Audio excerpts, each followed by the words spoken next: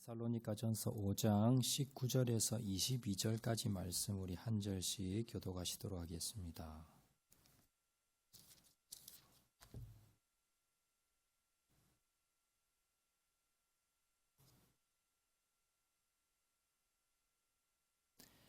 데살로니가전서 5장 22절에서 19절에서 22절까지 말씀 우리 다 같이 한 목소리로 다 같이 크게 한번 읽겠습니다. 시작. 성령을 소멸하지 말며 예언을 멸시하지 말고 범사에 하려 좋은 것을 취하고 악은 어떤 모양이라도 버리라. 아멘. 우리 옆에 분 한번 인사하실 때 잘 오셨습니다. 은혜 많이 받읍시다. 옆에 분 한번 인사해 주시기 바랍니다. 감사합니다. 서울 용산구에 가면요, 서빙고라는 동네 이름이 있습니다. 좀 특이하지요. 서빙고. 이 유래가 있는데요.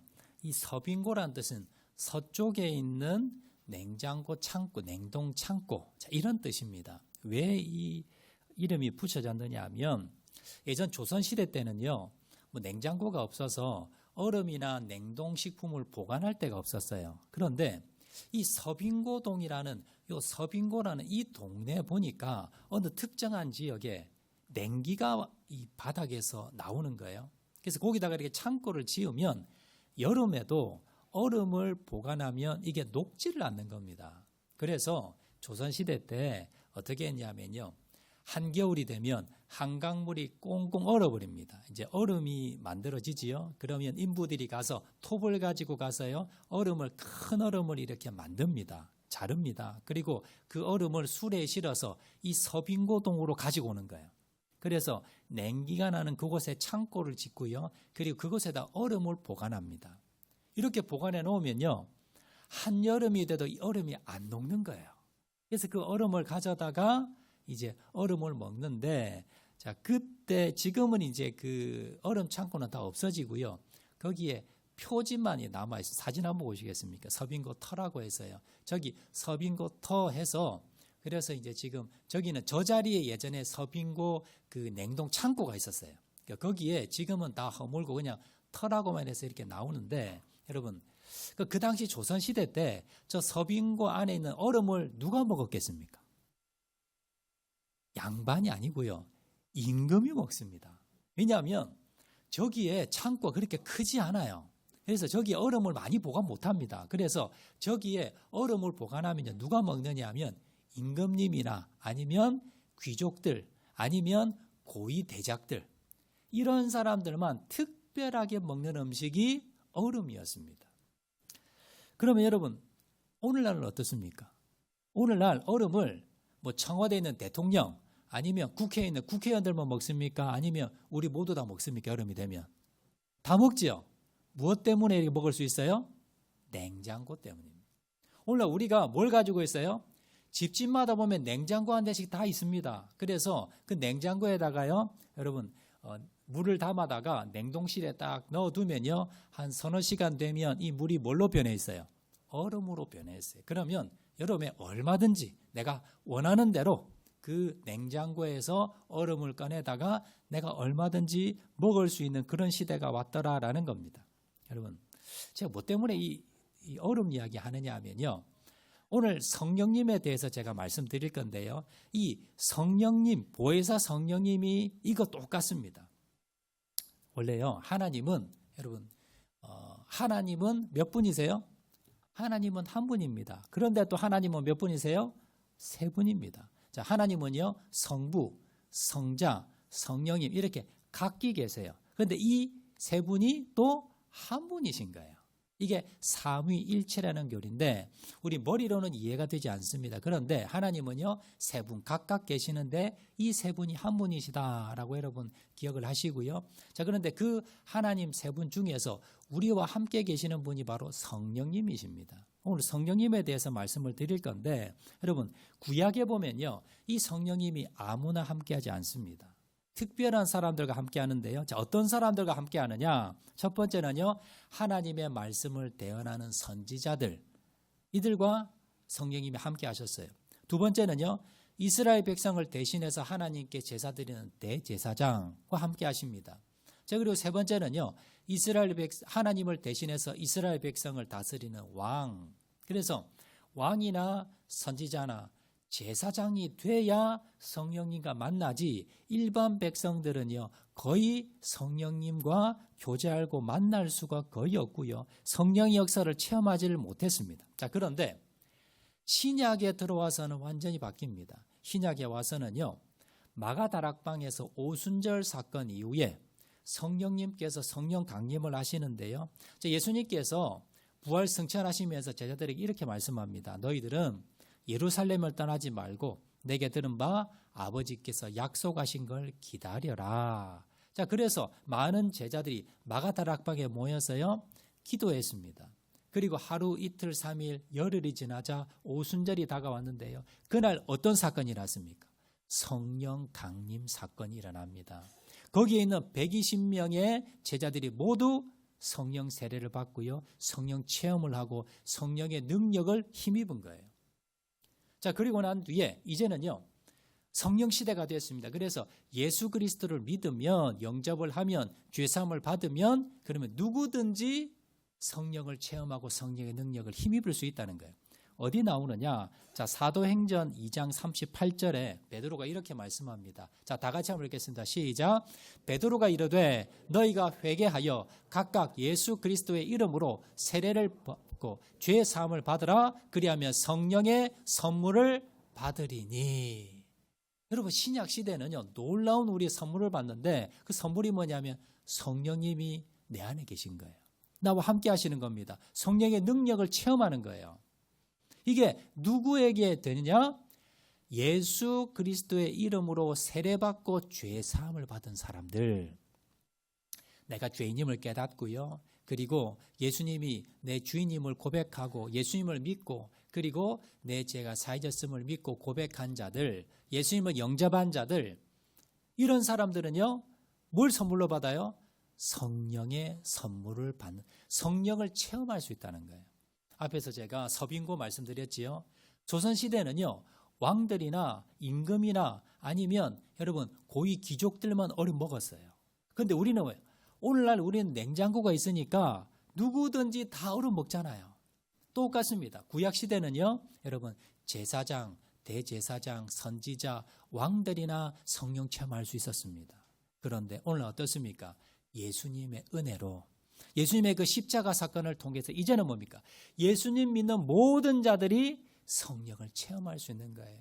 성령님이 들어와 계십니다. 성령의 은혜를 체험할 수 있고 성령의 능력을 힘입을 수 있게 되었다라는 겁니다. 자, 그러면 성령님이 우리에게 오셔서 뭘 하시는가? 성령님이 우리에게 어떤 은혜를 주시는가? 첫 번째는요. 성령님을 뭐라 그러냐면 보혜사 성령이라 그럽니다. 이 보혜사 성령이라는 게 뭐냐면 바로 우리를 보호해 준다는 거예요. 여러분 사단이 우리의 영을 공격합니다. 그런데 그 사단의 공격을 보호해 주는 분이 누구세요? 성령님이세요. 성령님 우리의 심령 가운데 계시면서 사단의 모든 공격들을 방어하고 막아주시고 우리를 보호하시고 천국 갈 때까지 인도해 주시는 분입니다. 또 성령님을 뭐라 그러냐면 진리의 성령님이라 그러세요. 진리의 성령님은 무슨 말이냐면 바로 하나님의 영적인 말씀을 깨닫게 해주십니다. 우리가 하나님의 말씀을 읽어도 몰라요. 그런데 이걸 깨닫게 해주시는 분이 누구세요? 성령님입니다. 그래서 우리가 말씀을 묵상하고 읽을 때에 이게 하나님의 음성으로 듣고 깨닫게 해주시는 분이 바로 진리의 성령님이시다라는 겁니다. 또 성령님은 뭘 하냐면 우리에게 지혜를 주시고 인도해 주세요. 우리가 뭘 할지 모를 때 어디로 갈지 모를 때 우리를 뭡니까? 인도하시고 가르쳐 주시고 그리고 우리를 붙들어 주십니다. 자, 그리고 또 중요한 것은 뭐냐면 우리가 선한 일을 할 수 있는 힘을 주십니다. 또 기쁨을 주십니다. 그리고 죄를 이기고 거룩하게 살 수 있는 능력을 주시고요. 또 무엇보다도 우리가 주님의 일을 할 수 있도록 은사도 주십니다. 그래서 성령님은요. 우리가 이 땅에 태어나서 예수님을 믿고 난 뒤에 천국 갈 때까지 그때까지 우리가 그리스도의 능력 있는 그리스도인으로 살아가고 그리고 우리가 성령의 열매를 맺는 삶을 살 수 있도록 모든 걸 해주시는 분이 누구다? 성령님이다라는 거예요. 그래서 우리가 가장 중요한 분이 누구냐면요. 우리 성령님과 함께 해야 됩니다. 성령님과 동행해야 됩니다. 그런데 우리 모습은 보면 어떻습니까? 우리 모습은요, 성령님 함께하면 항상 기쁘고 성령 충만하고 능력 있는 그리스도인으로서 열매 맺고 살아갈 수 있는데 우리 모습은 어때요? 그게 아니라는 겁니다. 우리가요, 낙심이 됩니다. 절망이 됩니다. 한때는 나도 성령 충만했고 기쁨이 충만했고 능력이 충만할 때가 있었는데 어느 순간 보니까요, 능력 있는 그리스도인으로 살지 못합니다. 주일마다 말씀은 듣는데 항상 갈급합니다. 그리고 성령의 충만함이 사라지고요, 죄 가운데 날마다 넘어집니다. 영적인 싸움에서 실패하고 살아가더라라는 겁니다. 예전에는요, 성령 충만할 때는 내가 뭡니까? 돈도 없고 고난과 핍박을 받아도 기쁨이 넘쳤는데요. 그런데 지금은 어떻습니까? 신앙생활이 힘들고 직분이 부담스럽고 항상 영적으로 갈급함이 있고 이런 모습이더란 무능력한 모습이라는 거예요. 그 이유가 뭘까요?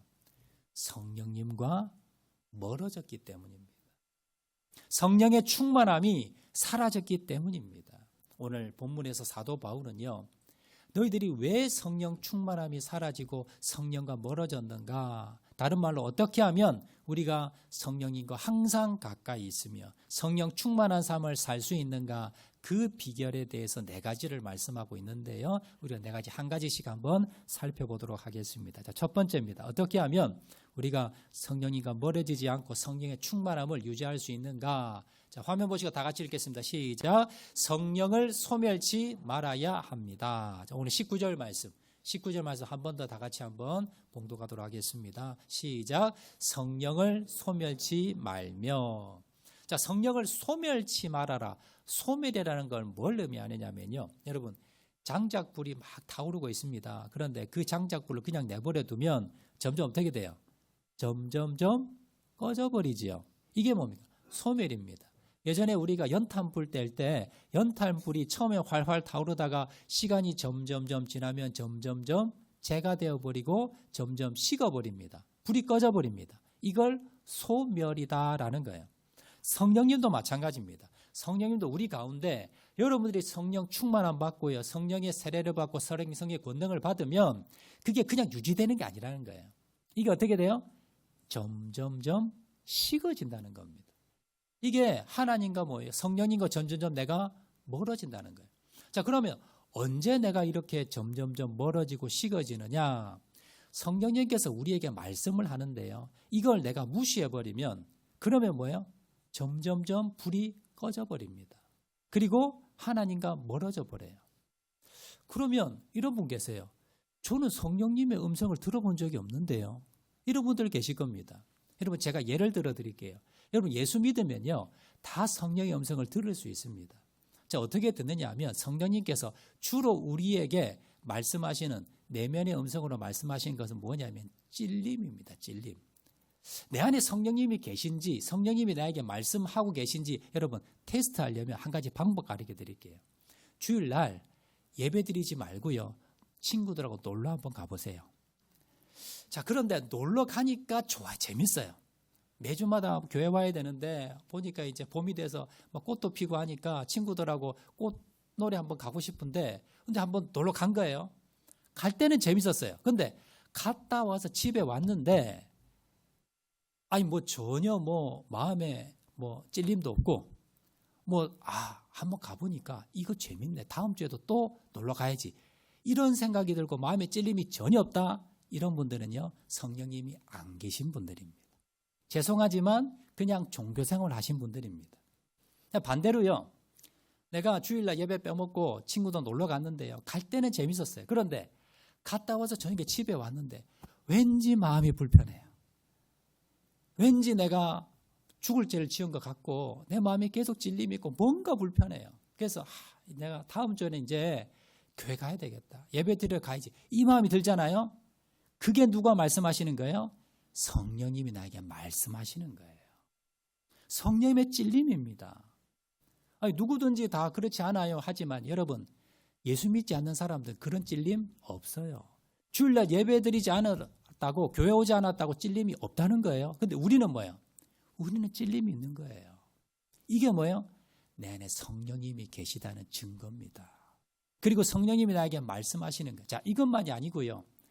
예를 들어서 내가 미워하는 사람이 있어요. 그런데 성령님이 나에게 무슨 마음을 주세요? 용서해줘라. 이런 마음이 들어요. 그러면 하나님 나 용서 못해요. 저 사람이 나에게 어떻게 했는데. 그러면 내 마음에 또 이런 생각이 들어요. 내가 너 용서해줬지 않니? 내가 너 그 큰 죄를 용서해줬는데 너는 그것 용서하지 못. 이런 생각이 든다는 거예요. 이게 누구의 음성이에요? 성령님의 음성이에요. 그런데 여러분들이 그 음성을요 외면해버리고 아예 하나님 안 해요. 저 사람이 나 절대 용서 못해요. 이런 마음을 가지고 계시면 점점 어떻게 돼요? 내 안에 계신 성령님이 소멸됩니다. 불이 꺼져버립니다. 그리고 교회 와서요 내가 이렇게 헌신하고 이런 봉사하고 헌신할 그런 내가 갑자기 그런 마음이 드는 거예요. 내가 하나님께 헌신하고 싶고 봉사하고 싶은 마음이 드는데 그걸 뭡니까? 귀찮은데 내가 안 해도 다른 사람 하겠지. 이런 그냥 생각으로 그냥 덮어버리잖아요. 그러면 성령님이 소멸되는 겁니다. 점점점 내 마음 가운데서 성령의 불씨가 꺼지고요. 성령 충만함이 사라지고 하나님과 성령님과 멀어지게 됩니다. 이게 뭡니까? 이게 성령을 소멸치 말아라라는 겁니다. 그리고 대표적인 게 기도입니다. 여러분, 내가 기도 생활을 치면요. 성령님과 멀어지는 거예요. 성령님과 대화가 기도입니다. 그래서 여러분들이 항상 정기적으로 끊임없이 기도 생활을 하셔야 돼요. 이것이 성령의 충만함을 여러분들이 소멸하지 않는 대표적인 그런 방법이다라는 겁니다. 여러분, 그래서요. 우리가 성령을 소멸하지 않기 위해서는요. 내 마음에 찔림이 있고 성령의 음성이 들린다면 순종하셔야 돼요. 구약에 보면요. 구약의 이스라엘 백성들 중에 초대 왕이 사울 왕입니다. 그리고 두 번째 왕이 다윗입니다. 자, 사울 왕과 다윗은요. 둘 다 하나님께 죄를 지은 적이 있었습니다. 사울 왕은 하나님께 불순종하는 죄를 지었고요. 그리고 다윗은 다윗은요. 간음죄를 지었고 살인 교사죄를 지었습니다. 자, 어떻게 본다면요. 이 사울 왕보다 다윗이 훨씬 더 죄가 클 수 있어요. 그런데 그 죄를 처리하는 방법에서 두 명은 차이가 납니다. 하나님께서는요. 이 사울 왕과 다윗에게 회개하게끔 선지자를 보냅니다. 사울 왕에게는요. 사무엘 선지자를 보내서 책망을 했고요. 다윗에게는 나단 선지자를 보내서 책망을 합니다. 자, 그런데 반응이 달라요. 사울 왕은 어떻게 합니까? 사울 왕은 사무엘 선지자를 죽이려고 합니다. 받아들이질 않아요. 자, 그런데 다윗은 어떻게 합니까? 나단 선지자가 와서 책망했을 때 그때 철저하게 회개합니다. 지금 회개하면서 뭐라고 고백하느냐? 자, 시편 51편 11절에 보시면요. 자, 이렇게 고백하는데, 자, 다 같이 한번 읽도록 하겠습니다. 시작. 나를 주 앞에서 쫓아내지 마시고 주의 성령을 내게서 거두지 마소서. 이렇게 보시면 뭐라 그러냐면, 예수님, 나 죄지어서, 하나님, 나 죄지어서 나 이 왕권을 빼앗기고 내 자녀를 빼앗기고 그리고 내 돈을 재산을 빼앗기고 그거 하지 말게 해주세요라고 기도한 게 아니에요. 다윗이 지금 하나님께 철저히 회개한 목적이 이유가 무엇입니까? 나를 주 앞에 쫓아내지 마시며 주의 성령을 내게서 거두지 마소서. 다윗이 하나님께 엎드려 기도한 이유는 뭐냐면 자기가 간절히 바랬던 건 뭐냐면 성령님 떠나가지 마세요. 성령님 소멸하지 마세요. 이걸 기도했다는 거예요. 다윗이 제일 두려운 건 뭡니까? 왕 자리가 아닙니다. 자리가 가지고 있는 돈이 아닙니다. 권력이 아닙니다. 지혜가 아닙니다. 무엇이 제일 소중했어요? 내 안에 계신 성령님. 이 성령님이 떠나가실까 전전긍긍했다는 겁니다. 그래서 하나님 앞에 바짝 엎드려 가지고요. 침상이 떠나갈 정도로 회개합니다. 왜 그렇게 철저히 회개합니까? 성령님 떠나실까 싶어서. 다윗은요. 뭘 가장 소중히 여겼습니까? 성령님과 함께하고 동행하고 성령 충만하고 성령님과 함께 사는 그것을 가장 소중히 여긴 거예요. 성령의 충만함을 가장 소중히 여겼습니다. 내가 돈은 잃어버려도 내가 재산은 잃어버리고 내가 다른 건 잃어버려도 건강은 잃어버려도 뭘 잃으면 안 돼요? 성령님 잃으면 안 돼요. 그래서 다윗은 어떻게 했습니까? 성령의 충만함을 간구했고요. 혹시 내 죄 때문에 성령이 떠나가실까 싶어서 그렇게 회개하면서 그가 간구했던 것은 성령을 내게서 거두지 마소서. 그래서 어떻게 됐습니까? 사울 왕은요, 결국 악신이 들어서 성령이 떠나면서요, 악신이 들면서 비참한 죽음을 맞게 됩니다. 그런데 다윗은 어떻습니까? 비록 그가 죄는 저질렀지만 용서함을 받고 그리고 하나님 앞에 귀하게 쓰임받는 내 마음에 맞는 자야, 내 마음에 합한 자야 라는 그러한 칭송을 받게 되었다라는 겁니다. 여러분, 무엇보다도요, 우리가 성령을 소멸치 말아야 됩니다. 성령과 멀어지지 말아야 됩니다. 그러기 위해서는 어떻게 하셔야 돼요? 여러분, 날마다 성령의 음성에 민감하셔야 됩니다. 그리고 성령의 음성에 순종하셔야 됩니다. 그리고 날마다 기도 자리를 떠나지 마시기 바랍니다. 그래서 성령을 소멸하지 않고 날마다 성령 충만함을 유지하시는 저와 여러분 되시기를 주의 이름으로 축원드립니다. 자, 두 번째입니다. 우리가 성령의 충만함을 항상 유지하고 우리가 성령님과 멀어지지 않는 두 번째 비결은요. 자, 화면 보시고 다 같이 읽겠습니다. 시작. 예언을 멸시하지 말아야 합니다. 자, 20절 말씀입니다. 20절 말씀 한 번 더 읽겠습니다. 시작. 예언을 멸시하지 말고. 자, 두 번째는요. 예언을 멸시하지 말아라 라는 건데, 먼저 우리가 예언이 뭔가라는 걸 대해서 여러분 아셔야 됩니다. 우리가 보통 우리나라에서 예언이라 그러면요, 우리나라는 전통적으로 무속신앙이 강했습니다. 그래서 예언 들으려면 여러분 어디 갑니까? 평소 일반 사람들이 무당집에 가요. 철학관에 갑니다. 그러면 무당이 뭐 방울을 흔들고 칼을 흔들고 하면서 뭐 쌀 뿌리고 하면서 그러면서 이제 뭐예요?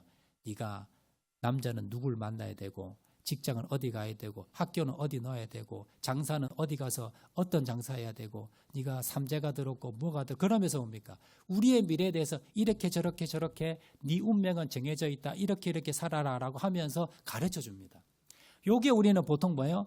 요게 보통 우리는 예언이다라고 우리가 생각하는 거예요. 그래서 우리가 신앙생활 하면서도 요런 예언들을 받으려고 많이 사람들이 관심을 가집니다. 자, 그런데 성경에서 말씀하는 예언은요, 우리가 생각하는 예가 조금 다릅니다. 자, 구약 성경에 보면요. 자, 이사야 선지자부터 말라기 선지자까지 선지자다 그러는데 다른 말로 예언자라 그럽니다. 이걸 예언서라 그러고요. 예언자라 그래. 이분들이 예언하는 거예요. 그러면 여러분, 성경에 나와 있는 구약 성경에 나와 있는 이사야부터 말라기까지 그 예언서를 읽어보면 내용이 뭐냐는 거예요.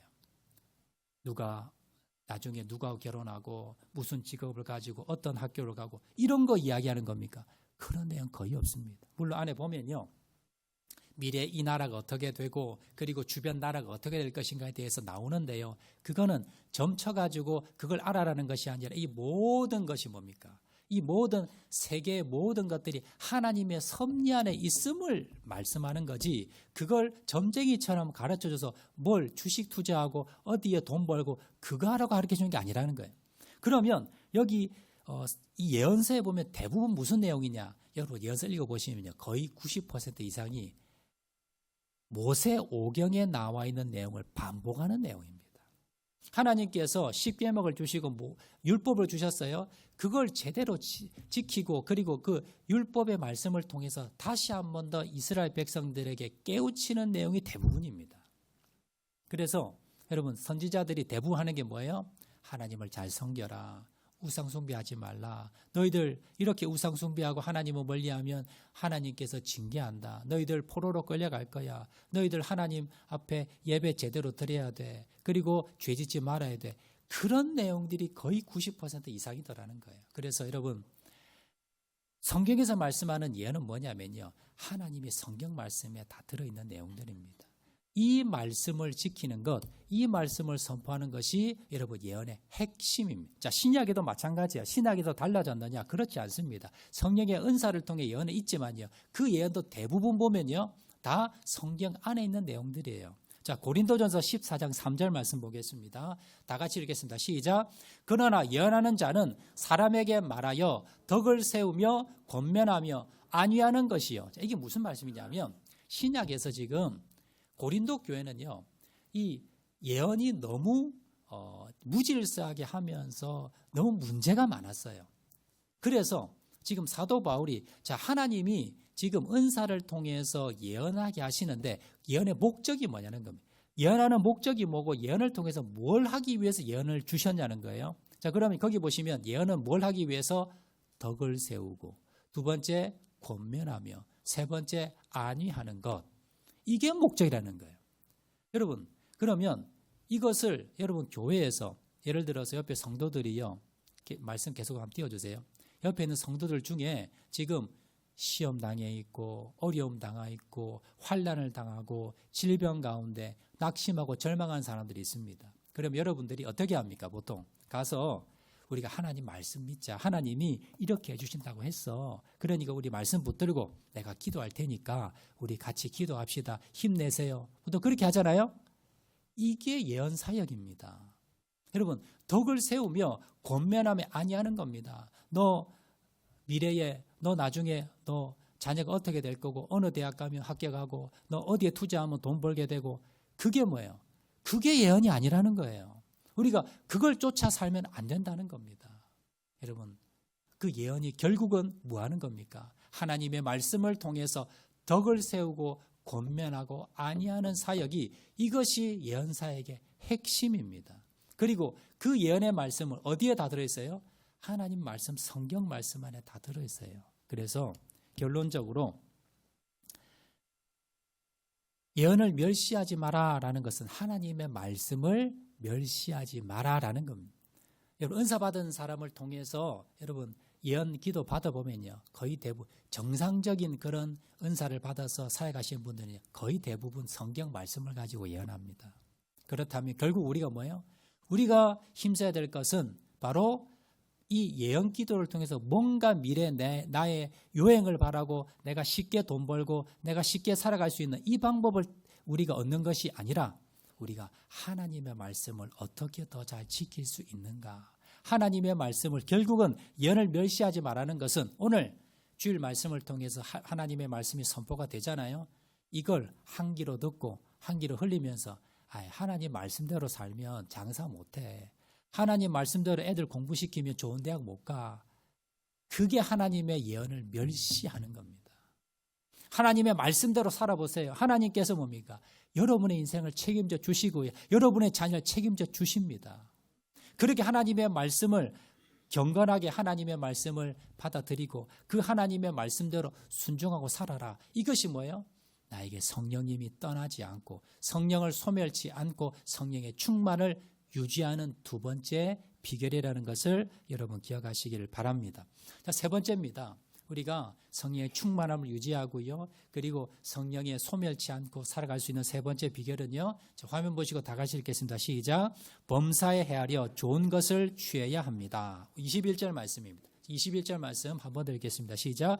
범사에 헤아려 좋은 것을 취하고. 이게 보시면 범사라는 뭐냐면요, 모든 일입니다. 그리고 헤아리다라는 것은 우리가 뭡니까? 이게 좋은지 저게 좋은지 우리가 따지고 판단하는 겁니다. 그리고 취하라라는 것은 뭐냐면 우리가 선택하는 겁니다.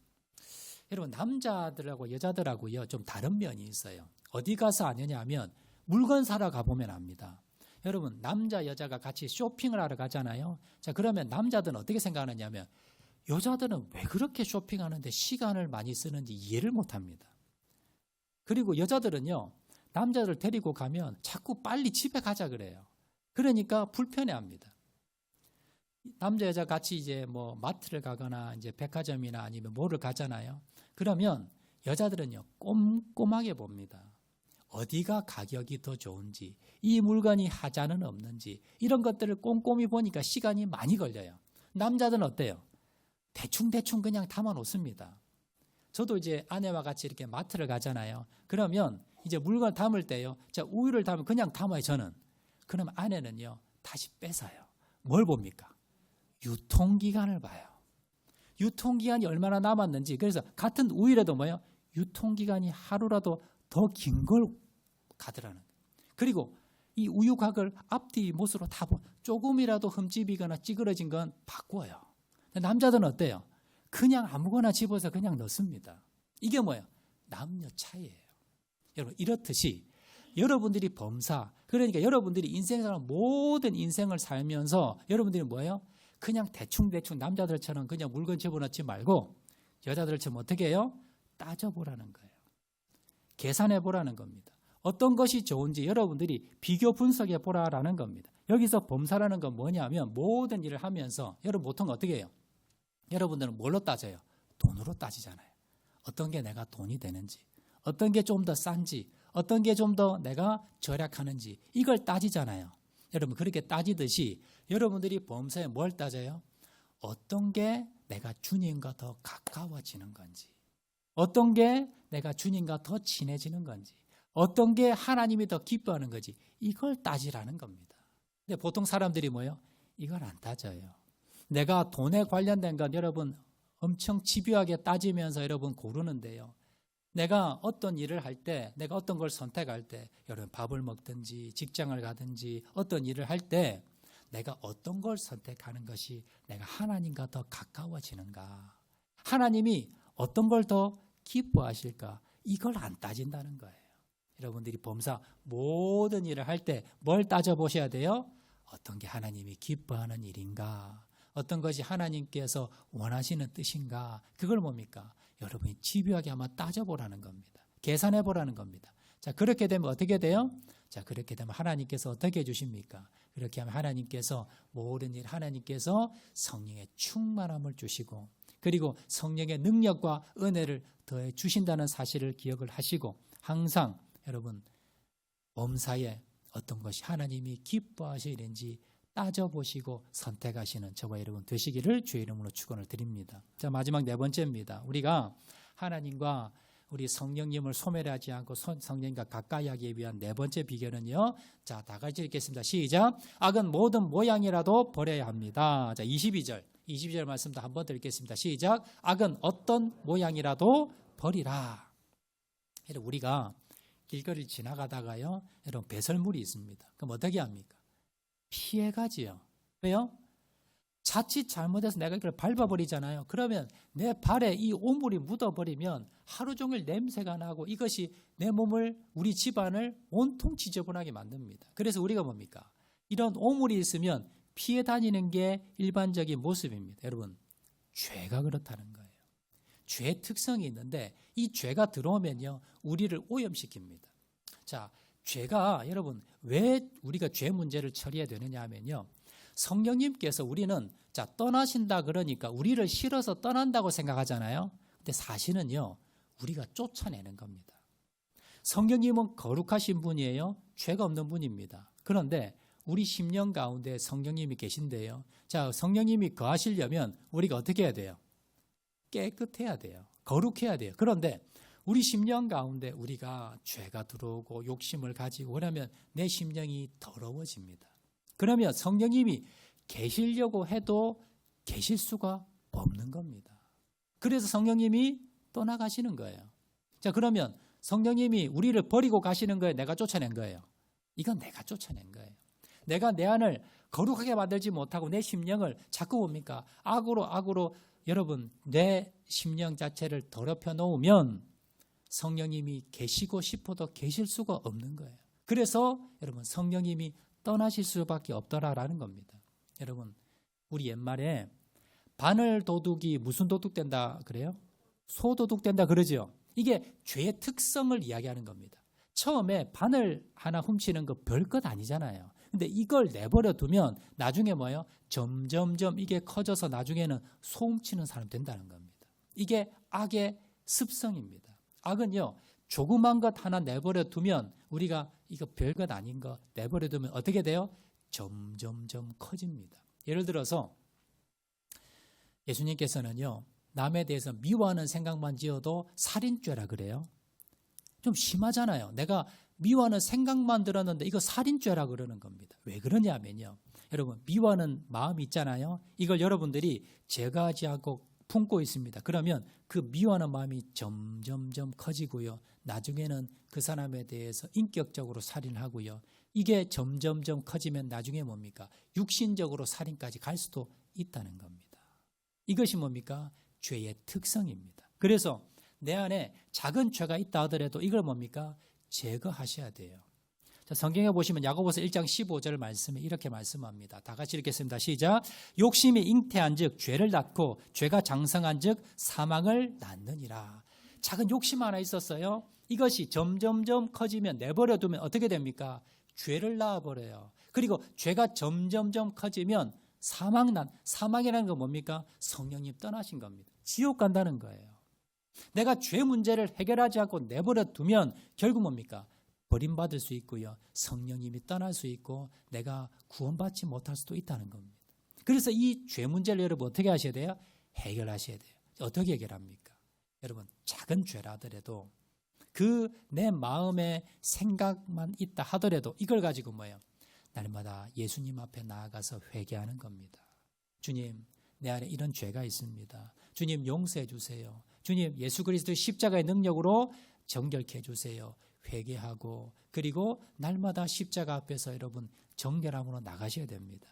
그래서 내 안에 모든 죄를 제거하셔야 되만이 성령님께서 내 안에서 항상 거하실 수 있다는 것을 여러분 기억하시기 바랍니다. 말씀 뵙도록 하겠습니다. 여러분 이 세상에서요, 여러분 다른 건 다 잃어버려도 돈도 잃고 가족도 잃고 건강도 잃고 여러분 가진 건 모두 다 잃어버려도 단 한 가지 잃어버리지 말아야 될 게 있습니다. 무엇입니까? 성령님입니다. 내 안에 계신 성령님. 이분이 가장 소중합니다. 이분이 나를 지켜줍니다. 천국 갈 때까지 보호해 주시고 인도해 주시고 그리고 나에게 능력 주시고 여러분 돈은 없고요. 여러분 건강 없어도 행복할 수 있어요. 누구만 계시면? 성령님만 계시면. 내가 성령만 충만하면요. 아무리 핍박이 있고 아무리 고난이 있고 여러분 아무리 고통 가운데 있더라도 행복할 수 있습니다. 그런데요. 내 안에 성령님이 떠나시면 여러분 아무리 세상에서 여러분 많은 것 가져도 허망합니다. 그리고 여러분 영혼은 지옥으로 갈 수밖에 없다는 거예요. 하나님 우리에게 주신 최고의 선물은요. 성령님입니다. 그 성령님이 내 안에 들어와 계십니다. 여러분 그 성령님을 여러분 무시하지 마세요. 그 성령님의 작은 음성 하나에 여러분 귀 기울이시고요. 성령을 소멸치 말아야 됩니다. 그리고 하나님의 말씀 두 번째는요. 하나님의 말씀을 여러분 경홀히 여기지 마세요. 하나님의 말씀을 여러분 한 길에도 흘려버리면요. 성령님이 소멸되십니다. 그리고 세 번째는요. 여러분 범사헤아려 선을 취해야 됩니다. 여러분이 물건 하나 제대로 살려고 여러분 그렇게 비교 분석하듯이 여러분들이 범사에 여러분들이 어떤 일을 하고 선택을 할 때마다 어떤 게 하나님이 기뻐하시는 일인지 어떤 것이 내가 하나님과 같이 더 동행할 수 있는 길인지 이걸 따져보고 선택하라는 겁니다. 마지막에는요. 악은 모양이라도 버려라. 조그만 여러분 욕심 악이 하나 있다 하더라도 죄가 있다 하더라도 이거 뭡니까? 이거 예수 그리스도 앞에 나아가서 예수님의 십자가의 보혈로 주님 깨끗하게 해주세요. 회개하시고 처리하셔야 됩니다. 내 마음 가운데 죄가 점점점 쌓이면요. 결국 내가 성령님을 쫓아낼 수밖에 없다는 것을 꼭 기억하시길 바랍니다. 그래서 여러분 주님 나아가는 그날까지 우리가 가장 소중히 여기셔야 되는 것 내 안에 계신 성령님. 그 성령님과 동행하시면서 날마다 성령 충만함을 통해서 능력 있는 그리스도인으로서 그리고 성령의 열매 맺는 저와 여러분 되시기를 주의 이름으로 축원을 드립니다. 우리 말씀 생각하면서 한번 찬양하도록 하겠는데요. 성령이 오셨네. 우리 다 같이 한번 찬양하도록 하겠습니다.